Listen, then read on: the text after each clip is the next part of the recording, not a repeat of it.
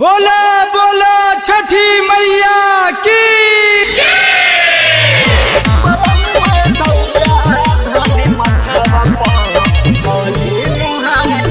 Mix by Sanjeev Gupta.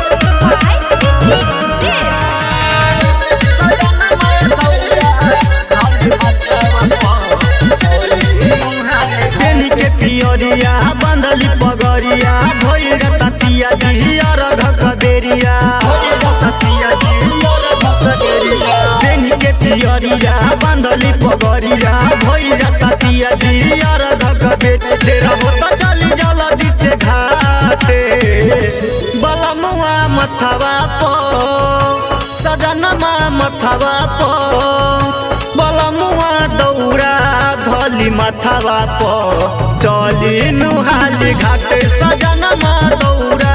धली मथवा पो चली नुहाली घाटे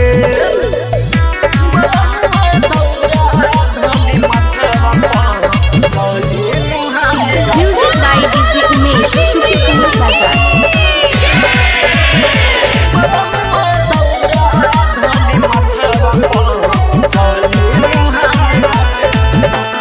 पहिल पहिल हम कइले बानी पिया छठी के बरतिया हो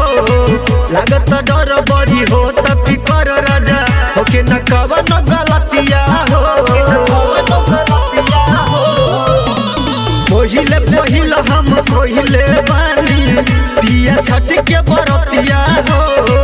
लागत डर बड़ी हो त फिकर राजा होके न कवन गलतिया हो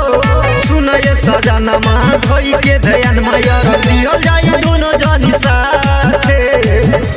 बलनुआ मथवा पो सजनमा मथवा पो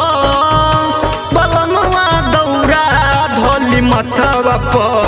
चली नुरउआ घाटे बलनुआ दौरा धोली मथवा पो चली नुहाली घाटे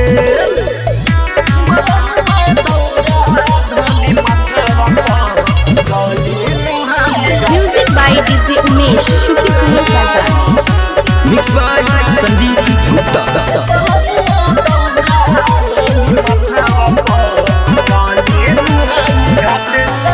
होई केतनो भीड़ बाकी रही हमारा साथ हो मन कहन माए हो सजनमा करी जनी निराश हो